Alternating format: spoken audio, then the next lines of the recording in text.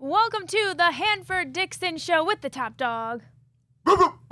And we're alongside former NFL coach and Super Bowl champ Gregg Williams. Hello, hello, hello. Always appreciate you being around. All right, fellas, where do you want to start? Kind of a disappointing time for the Browns.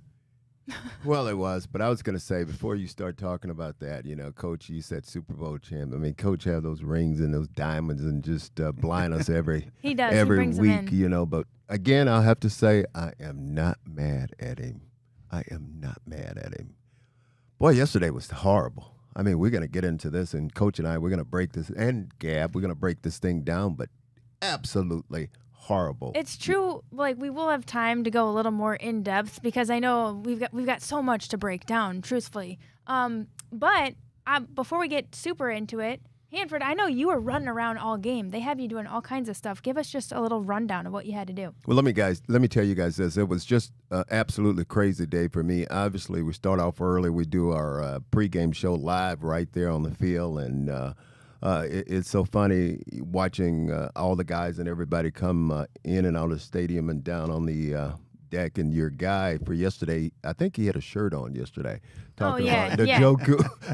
He had Hey, you want to hear something weird? No, he came in shirtless still. Listen to this. And I'm glad I jumped on this, Coach. Njoku walks in the stadium, okay, and it was absolutely scary to me. I mean, did you see that? Like, what movie was that they wear that mask that he had on? I mean, don't know what movie that was from. Did you see it, Coach? You know, not only was he not very smart about getting around the fire, but on top of that did he think it was Halloween?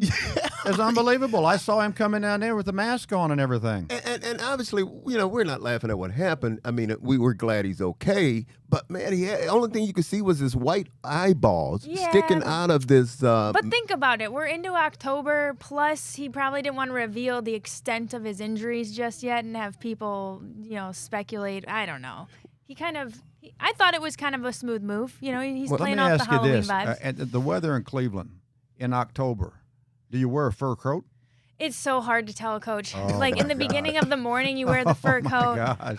And that's why he did the shirtless with the fur coat because, you know, it gets a little hot and then it gets a little cold. Yeah. Well, getting back to yesterday, I don't know how I got on David Njoku, but I just had to mention that. But I was tired yesterday after the game. I hit about 4 sweets, but, you know, I did something that was really, really nice yesterday. University Hospital had this young man, Mandel, I think was his name, and the guy is suffering. You know, he's got prostate cancer, and went and presented him with 2 Super Bowl tickets, and just to watch the expression on his face, and I said, "Big dog, these are for you." And he looked at me and he shook my hand and he said, "Mr. Dixon, thank you." I said, "No, not Mr. Dixon. It's Hanford to you, big dog." And that made me feel really, really good. But overall, other than that, it was just a long day running from sweet to sweet to sweet, doing everything that we had to do. That's cool. I love it when you guys can give back. I know both of you are big people who give back. And I knew you were tired today. You know why? Because you showed up in flip-flops. my guy didn't even have the energy to put on socks today. I noticed that too. I was just shaking my head. Wow. Hey, Coach, I could take it from her now, but come on, Coach, don't feed into it with her, please. We'll be back right after this. Thanks so much for watching.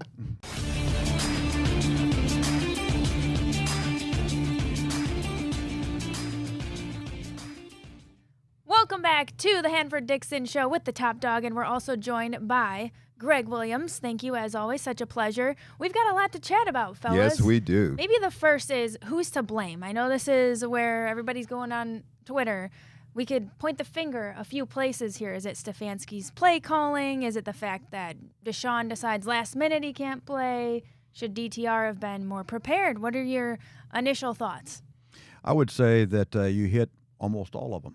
And it's not ever just one thing, but from a coach, 40 years doing the coaches, I look at myself first, okay, and the preparation, getting people ready to roll, understanding all the what-ifs ahead of time, not the what-ifs after time.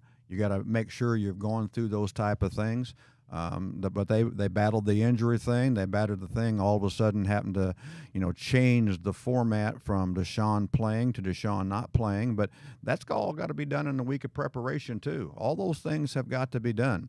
And the one thing that, as I see, the biggest thing is that the young man DTR, hasn't been in a real fist fight in a phone booth until yesterday. Preseason has nothing close to the competitive spirit and the competitive toughness that goes on during a regular season game. Now, this is a divisional game. This game counts twice as important. Really, it's 1.5. Of importance on wins and losses. So how do you go about making sure, from a coaching standpoint, that DTR is feeling very comfortable? And I just thought that, we could have probably done a better job on making sure that we spend more time on his strengths and, let the rest of the veterans, let the rest of the other people set the tone for the game, but not put it all on his lap to start with. And I think that could have been a better thing to do. I'm going to agree with you guys. I think we can hit about 4 areas. The reason why we lost this game, and I think I'm going to start with Stefanski, because when you look at this football team, obviously this football team was not ready to play in all 3 phases: offense, defense, and special teams. And you look on the other side of the aisle. I mean, Harbaugh. I mean, he had those guys ready to go because I think. Going into this ball game, they were missing something like 6 starters or maybe more. Yes, they were. And it didn't affect them. They came out ready to play. Another guy I'm going to talk to, you guys talked about DTR. I think, obviously, and Coach, you hit it right on the head. I mean, and when I say DTR, by no means am I ready to get rid of this guy. I think he's a promising young kid from UCLA. I think he's going to be okay at the quarterback position. But when the bullets are flying for real, it's just a totally different game. And this guy, I think he connected on only like 52.8% of his throws. And his numbers, when you look at it, I mean, he had 3 interceptions. And I am really shocked that this kid did not get hurt yesterday because when you look at it, Baltimore didn't spare anything. They just reared back and they came at him. And you look at Stefanski, a lot of those sets were what we call empty sets, where there were nobody, Coach, in the backfield, not a back or anybody to help him. Another thing, I think the offensive line have to share some of this blame. I mean, obviously they didn't throw the 3 interceptions, but they didn't get anything going up front. I mean, those guys, especially coming to the run game. I mean, we really needed, Coach, the run game yesterday, and that didn't get going. Baltimore and their defense, they came out and they set the tone for this game. But those are the 4 areas I think really. And, Coach, check this out. They had a linebacker, Rokon Smith. And let me tell you guys something. This guy came out, as you guys know, before the game, and in a game like this, you don't need what we call bulletin material. The coach hit it right on the head when he said this is a big game. This game count as 2 games. He came out and said what they were going to do, and I'm telling you, him and Patrick Queen, those 2 guys, oh, my God. They were all over the place yesterday. They set the tone, there's no doubt about that, and the environment has to be set in the locker room, has to be set in the week of preparation. When you get to Sunday, it's not an accident. It's not a surprise that how you prepared all week long, this is how it's going to be. And both of those guys, I agree with you, Han. Both of those guys had their hair on fire and playing all the way sideline to sideline. And again, how do we go about making sure we understand, don't turn the ball over, okay? Don't shorten the field. And then in those type of situations, and I call this a sudden change philosophy, and I've always taken great pride in having the defenses really good in those situations, is you got to be able to force field goals and not allow touchdowns after a turnover by your offense. If the field's short or the field's long, the momentum that they believe they just got because of a big defensive play, okay, triggers the offense to go ahead and finish. So what we have to do on the sideline, and I have a mantra that we have to go through, is that we do not complain of anything at all. We don't look anything at all bad about the offense or whatever, but we circle up, and I have a coach assigned that circles them up like it's pregame warm-up, and we're going to take and we're going to break that huddle, and we're staring at them thinking that maybe you think that you got a shorter field now. You think you have momentum? Come get some. Here we go. And when we break the huddle, it starts that way by making them kick a field goal, and then I say, now go block the field goal. Okay? They're not going to give up any points after these turnovers. Well, that's an interesting point, too, because I remember one of the turnovers, I think with Lamar, he was trying to hand the ball off and he fumbled the football. And that defense from Baltimore came out there, and I'm telling you, on the first play, I'm going back to Roquan Smith again. Coach, you talked about set the tone. You talk about don't worry about the turnover, but you have to go out and you have to make sure they don't get a touchdown. If they're going to get anything, they're going to get 3 points, and that's it. That guy came out, and I'm telling you, he hit I think it was Ford he hit. He hit Ford during that play, and I'm telling you, Gab, he set the tone right off the bat, and that's what they did. We lost 16 yards on that possession to kick a field goal. Wow. Okay, we lost 16 yards and kicked a field goal because of the attitude and the intensity set forth by here comes the defense saying, we don't care where we have to play, where it is on the field. Now it's our blade of grass, and he did a great job of that. And I'm going to tell you one more, Gabby, and I'm sorry to cut you off. I know we got to go. I'm going to tell you one more who we're going to get back and we're going to talk to a little bit more about. He didn't get any sacks, but Clowney, a lot of pressure yesterday, and he was everywhere. Great. You know what? We'll be right back after this. We'll talk about the defense a little bit more, too, and we're going to bring in our fan reaction of the game. Welcome back to the Hanford Dixon Show. We are with the top dog, of course, and Gregg Williams. Let's talk a little bit more about the defense briefly here, guys. Do you think that Baltimore exposed anything, or this is just a result of fatigue being out there for so long because they finally looked a little human? Well, I would say this, is that the thing that I noticed that is not characteristic of Jim or anything you want to do on defense, I say Jim Schwartz, is that they gave up a few chunk plays, okay, a few bigger, a few explosive plays here the other day. But, when you take a look statistically, you hold them under 300. They're only 33% on third down. They're still 4 for 12, where there's still quite a few things that was very good defensively, but only got the one takeaway, okay, and only got the, 3 sacks, I think. So being able to set Baltimore back into some longer down and distances that they've been doing a very good job was not as easy. I thought Todd Monken did a good job on keeping them in the regular down and distances to be able to take some shots down the field. And, they were on the field quite a while. And I think that as far as that takeaway, they gave us that. I mean, it was nothing that we did to create that turnover. And I think when you look at it, the whole thing, I think Lamar Jackson just had a stellar ball game. I think everything was around him. I think he contributed to on 4 of the touchdowns. He had something to do with it. And this guy connected on 79% of his throws. I mean, he was just absolutely awesome, and he just took the game over, I think. And where they really hurt us too, I think they were able to run the football on us. Before this ball game, Coach, and I know you agree with me here, our defense was pretty much right across the board number 1 on pretty much all the categories until this game. I mean, after this game, they just went out and they pretty much did everything they wanted to do on us. I agree, and I thought that Todd Monken, who's, again, he and I have been on the same staff together before, that's the new coordinator there at the Ravens. I thought he did a very good job of attacking some areas and also giving Lamar some very good down and distance throws, not having Lamar hold the ball very long, okay?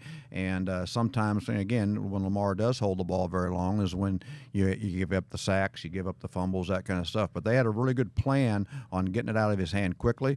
But the ability to run the football kind of concerned me a little bit on being able to win the line of scrimmage, because I think we're a really good team here at Cleveland on dominating the line of scrimmage, but we got knocked back a little bit. Well, when you listen to Jim, he emphasized all the time playing fast. Okay, and I think they, again, it goes back to their game plan, because I think a couple of times you see those defensive ends getting upfield, and they seemed like he had the right play call at the right time to take advantage of that. It did, and being able to escape inside the force player, because as you know, the force player is keeping the ball condensed, keep them in and trapped, but they had step-up lanes inside to be able to avoid the open field tackles. But yes, they were up the field a little bit, and sometimes that's a bad guess. They're guessing it's pass when it's a run, and you got to be able to have a counter, and that counter has to happen on the first or second step when I guessed wrong when it's not a pass. Let's get our fan reaction of the game. We like to bring in JT Montrose of Montrose Auto Group. Any initial thoughts? And maybe a question for the guys. Well, initial thought, it was the most Brownsian type of Sunday you could have. All the hype, an opportunity to take over first place in the division, and we fall flat on our face. And, I'm sitting there watching it yesterday, and as the game unfolded, obviously it was very apparent the defense got gassed quickly. But from a naive, I'm a baseball guy at heart, so I never was around football at a high level like you were, Coach, and obviously you, Hanford. And the only question I can really think of is, you guys know, did the coaching staff set up DTR to perform at a high level? Because it did not seem like it yesterday, outside of maybe the first initial 2 or 3 plays in that first drive. I mean, from there it was like, I don't know. I don't know. He looked lost, and the kid's way too talented. Go ahead, Han. Well, I said before the game, I said the game is not too big for DTR. I didn't think the game was too big for him. But obviously I know there were going to be some growing pains. I mean, preseason is a lot different than the regular season. I mean, this guy, they had him running for his life out there. What I liked and I felt pretty good about, they said during the week, I guess they had some kind of inclination that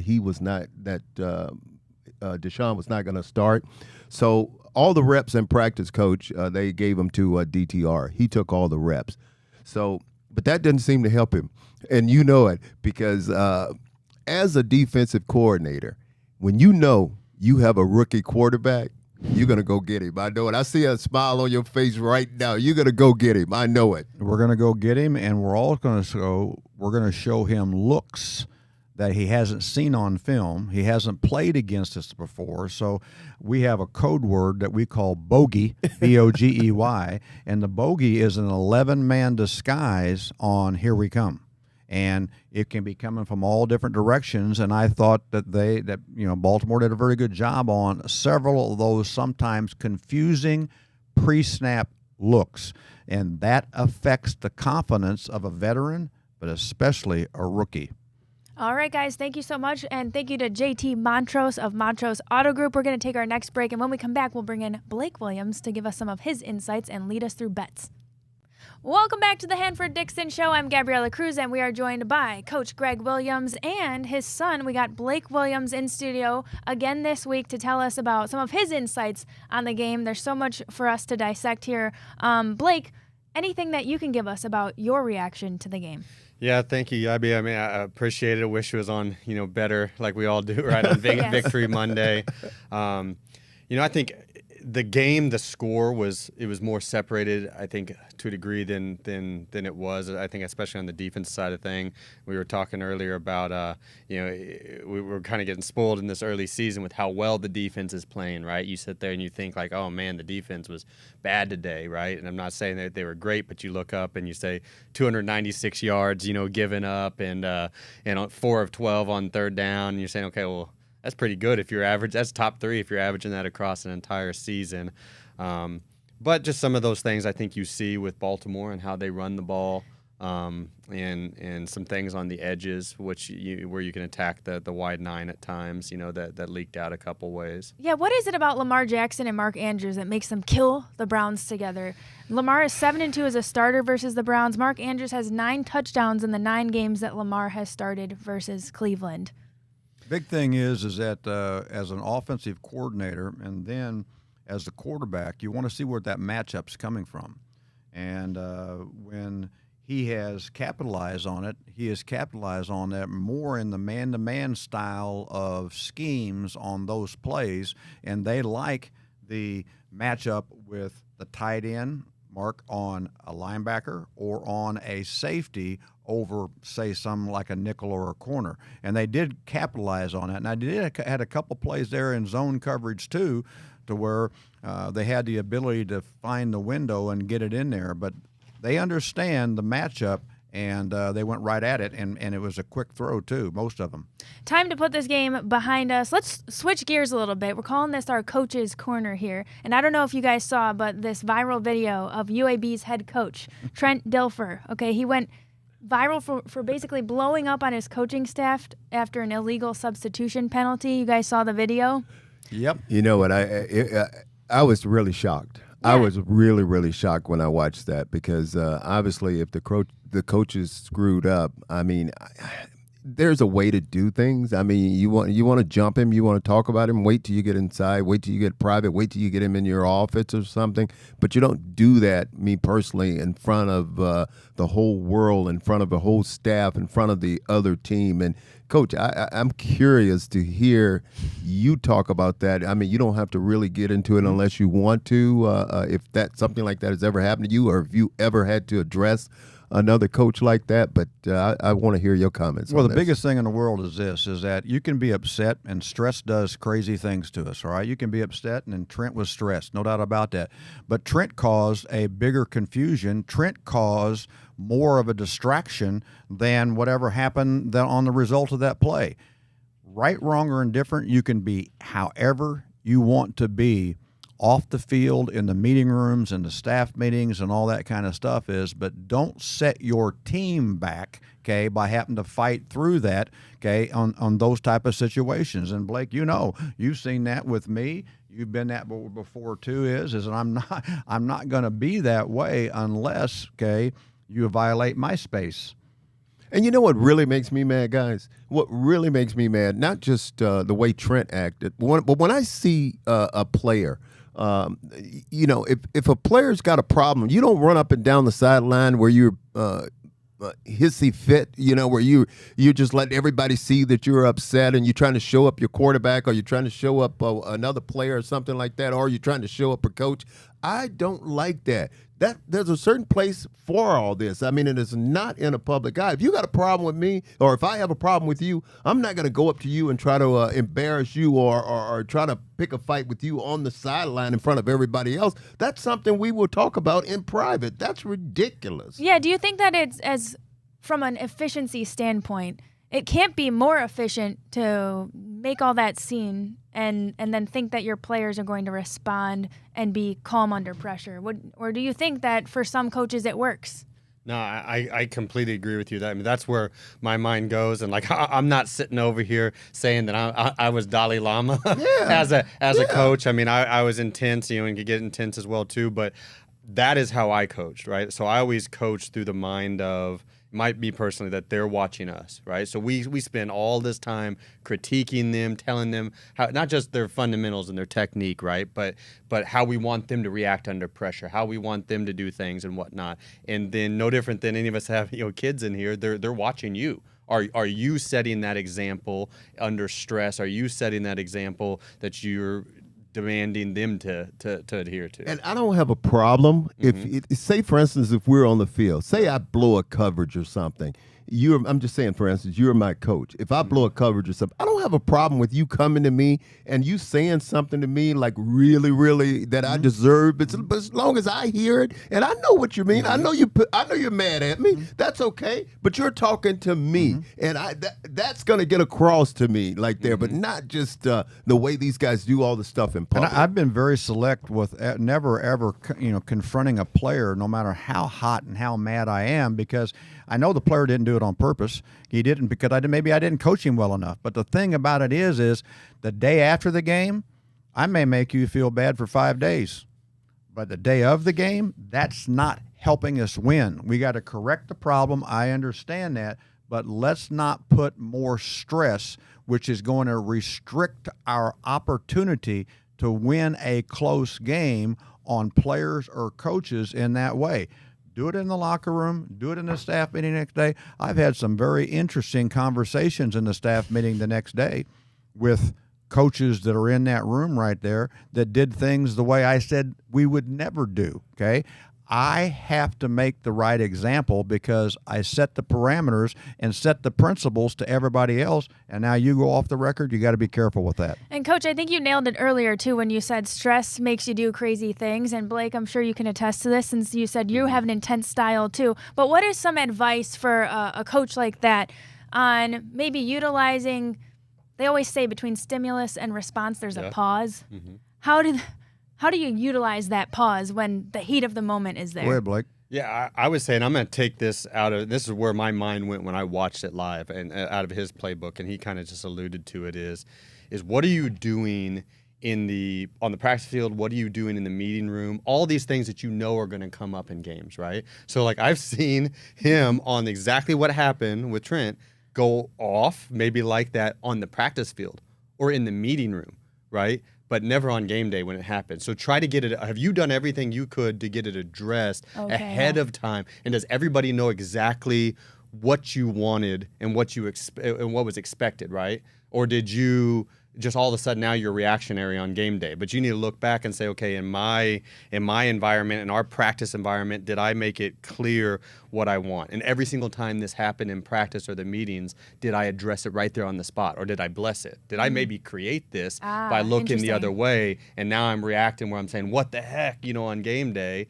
and I look at it more like, what the heck? Like I saw that on Monday, or I saw that in OTAs, and you look the other way. Yeah. And so, I think we need to think about that sometimes, especially in leadership positions. You know what, guys? I want to go around the AFC North real quick here, and obviously Cincinnati lost a big game. I was shocked. I don't know about you guys, but I'd like to hear your comments on this. Cincinnati, what was it, 27-3, I think it was, that they lost to Tennessee? Were you guys shocked? And then Pittsburgh, the Steelers lost. So what were you guys thinking on that, Blake? Yeah, Blake? It was that style of day. Unfortunately, we were on the end of that as well, too. In the AFC North, the Ravens were the only ones that came out on top. I think part of it was Tennessee, kind of getting up after that whooping, we put them on the previous week, the pride in this league. I don't know that I'm not sold on like the Joe Burrow's, healthy. I think if you look at it, is Joe Burrow really healthy? Kenny Pickett wasn't. All right, Deshaun Watson wasn't, right? And so is there maybe a little bit of an issue in the AFC North right now at the quarterback depth? Maybe, right. People have over-leveraged, so to say, at the starters, and you hope he stays healthy. And so that's kind of what I saw this past weekend. And there's no doubt in my mind that Vrabel, got in the middle of their ass all week long. Okay, there's no doubt that he was on them hard all week, and it did not shock me that they came out that way to show a physical presence. And he knew that he had somebody that was going to stay in the pocket and not try to escape. Here we come. And it started on first down, how they played the run, and then here they came after him. And then obviously, the Pittsburgh situation there too, they didn't win the line of scrimmage. And those are some of the kind of things, and a physical presence, especially with the, as you know, Han too, Pittsburgh's always had that very physical, dominant presence about him, and Mike Tomlin has done a very good job with that. They got knocked back several times yesterday and didn't respond very well. And he said there's going to be changes up there, but you're talking about Tennessee. I mean, they got Derrick Henry going. He finally got going. They gave him the ball, 22 carries he had for over 122 yards, so got that big back going. But I was really shocked, and you hit it, Blake. The Baltimore Ravens right now should be 4-0. Let's face it, they should be 4-0. They lost the game last week, and that game was on them. And they'll be the first one to tell you, and I won't even talk about something happened during the coaching during that game where I think Harbaugh made a little mistake, a boo-boo during that ball game. But they should be 4-0 right now in this AFC North, man. We got to get it going. Yeah, now that we've seen the Browns play all three of them, what order do you think they'll all finish in? Well, I mean, I think it's still way too early. I don't take a look at that, but on the order it's going to be is that we take it 1 week at a time, and you're looking to be 1-0 this week, and then I even emphasize it to the players is 1-0 today. Did we win today? Did we win today? Did we win today? We got to stack up our days of preparation, stack up our days of meetings, so that when we get to the competition day, now we're 1-0 with how we've addressed all week. And now we're headed into the bye week. What does a typical NFL bye week really look like? How much time do the players get off? Well, I have another, whole philosophy page in the playbook on how we go about doing that, and it kind of depends on whether it's early or whether it's late in the season. But the biggest things in the world is that we do a really good job on getting the body and the mind back in shape, all right, and making sure that we're doing some extra, resuscitations on their bodies and that kind of stuff. We don't have the practices be as long as intense, but we do a really deep dive of self-scout in every phase and every mannerism of what is the opponent taking a look at us going into this fist fight. How do they see us? But the biggest thing is getting the guys back restored and healthy as much as you can, and then make sure you understand that it's your job as a coach to make sure you're changing the picture up of what they think that we're going to come out of this bye week and how we're going to look. And I think this bye is coming at a good time, but I would prefer, if you were to ask me, and if I could choose a time, I would prefer it come a little bit later. Me too. In the season. They play 13 weeks in a row. Yeah, Blake, I think this is a little early, don't you? I totally think so, but I think that because you see some of these, especially key injuries early in the year, that's probably happening at the right time. I think that probably factored into a little bit of Deshaun Watson not playing yesterday. I'm not so sure if the bye wasn't a month from now that he probably would have played yesterday. I mean, I don't know all the ins and outs of it, but the magnitude of that game, but saying, hey, the bye's early, we gotta get him healthy for this 13-game run. And here's another thing, and I've done a deep dive into this every season. Really started back when I was a head coach of the Bills. Is that I do a deep dive in the first quarter, the first 4 weeks of a season, on how many soft tissue injuries occur, and again, back when days when you were playing, and back when I started, how hard training camps were. Training camps have gotten softer, all of a sudden, guys are not getting the tough type wear and tear on their bodies without having injuries, but they come into the season and all of a sudden they're going full speed for the first time when they haven't been going to anything in training camp and preseason games, and now these soft tissue injuries occur. Okay. It's very interesting to me to see. It did come at the right time, but I'm seeing more and more early in the season from all teams because they're not having guys play much in preseason games. Oh, yeah. Hopefully we're maximizing that downtime, getting everybody healthy on this bye week. We're going to come back with our betting segment after this, and I know, Blake, you're going to help us through it. Yep.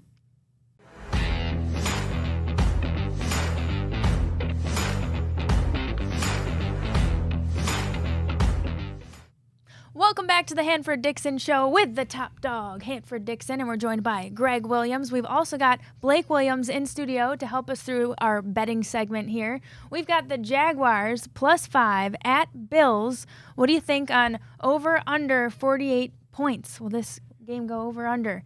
Bills have scored the second most points in the NFL this year. You know what I got to say? Did you guys see those Bills and what they did to the Miami Dolphins? I just can't believe that. You talking about a a whipping. I mean, Blake, a A whipping. whipping, and I mean, and Vic Fangio's defense, and some of those players they got down there. I mean, it was a whipping. They put it on him. Yeah, it was a little bit of a surprise, especially coming on the backs of that 50-point route, the week before that Miami had, But Coach, did you see that coming? I did not see that coming. I thought the Bills would win. That's just my personal opinion. I mean, I'm going back to being a Bills coach and everything too. But anytime you go up to Buffalo, and there's a home field advantage there too. But I thought they did a very good job. I thought Sean McDermott did an outstanding job on how he adjusted some of the defensive things that he was doing to capitalize on, push away some of the things that came up in the Denver game the week before. But that was a big game. It was a big, big game. Now, what was the bet now, Gab? Okay. I was so excited about it. over under 48, right? 48. Over under 48. Jaguars are +5 at Bills. Ooh, how can you not go with those Bills? I mean, the way they're playing right now. You know, it's funny because we were all looking at them and we were having some doubt about them during the first 2 games of the season, but they're come back and showing us that they are still the Bills. So I think the Bills are. I think so too, and I'm gonna definitely take the over on that. I mean, I think we're gonna be getting pushing closer to 60 combined. Crazy. A lot of points. A lot of points. As a defensive player, you don't like that, but I'm with you. I'm with you on that one. He's telling it like it is. All right, Ravens -3.5 at Steelers. Who are you taking? Who should the Browns fans be pulling for in this? Well, I mean, I don't think we should be pulling for either one, but we have to pick one of them. But I think the way the Ravens are playing right now, I got to go with them because, and you look at it, I think Coach Harbaugh. I mean, as far as a coach that's coaching players that with all these players on the injured list, he seems to just plug player after player after player into that position, and these guys still play well. I mean, they really do. Think how scared they're going to be if and when they get all those guys back that are on the injured list. But I mean, the Ravens. I think the Ravens. I agree with you, and to that point, I mean, that's like the holy grail. That's what you're trying to do when you create your team and your organization. That you get it to that level of maturity and that in depth. But I'm gonna take the Ravens too. And Gab, to answer your question, I mean, I think mathematically you got to say the Steelers to pull for in this, right? I mean, they're the ones behind right now. You got to somebody's got to knock the Ravens, back down, and get us a little closer in that. But I'm gonna take the Ravens in that one. Excuse me, you said who you're. She said, "Hey, you got to pick. Are you going to root for the Ravens? Or are you going to root for the Steelers?" And you and I, we're not rooting. We're not rooting for either one. Okay. That's good. A tie. That's good. Hey, if they could both lose, we'd figure that out. I can deal with a tie. Okay, that's good. That's good. All right, fellas, Cowboys +3.5 at 49ers. It's a big game this week. Over under 45.5 points. Woo! You talking about a big game? That is a big game. Blake, you want to go first on this one? Yeah, I'm gonna. That's another one. I think I'm gonna take the over on that. When you see, and that's crazy a little bit, I think, because of how dominant both defenses are playing. I mean, both defenses are playing super dominant, and they're loaded with so much high-end talent. But I think the issues that both of these two offenses present, I think they're going to get over, you say like 24-27, right? 21-24, that range. Well, that you're in the over there, so I'm going to go over.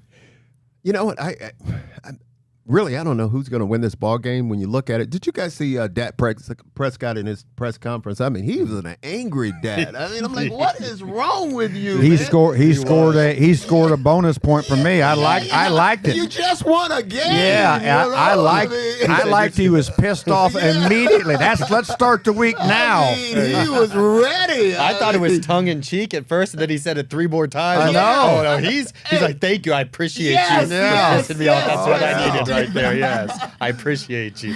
But boy, that is the game of the week. I mean, that's a big game, and I agree with you. I think both of these teams are playing really, really well right now. Where is that game? Is it in Dallas or is it at San Francisco? I'm not sure. Do we know? Well, it's at 49ers. Is that 49ers? Right? That's going to be a big game, and it will be. But you got to go with the 49ers. I think they're playing. I think they're playing extremely well. Dallas still they've only lost 1 ball game. They're playing extremely well. Their defense is playing well. But it's going to be tough, but it's going to be a big game, and I think the 49ers is the ones that's going to. How long has it been since we've had that, though? Like the 49, I mean, that's what I think of like when I was growing up, right? Yeah. You know, when I was growing up as a kid watching those dominant 49ers and Dallas days. So I think it's kind of a little nostalgic and pretty cool to see them back, like battling for the preeminence in the NFC again. You know what I mean? Well, Blake, I grew up in a little small town right outside of Mobile, Alabama, a little town called Theodore. I used to call it the door. I know Theodore well, The door to Mobile. My wife still has her 251 area code. Yeah, my man.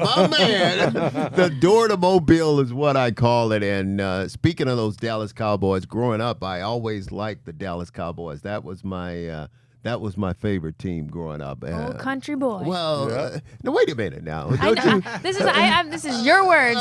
Where's your little song with it? Where's your little song? Some people say I'm no good. Don't get me into it, bro. You know, I can get it going if I want to now. But Oh, man. We'll have more of Hanford singing right after that.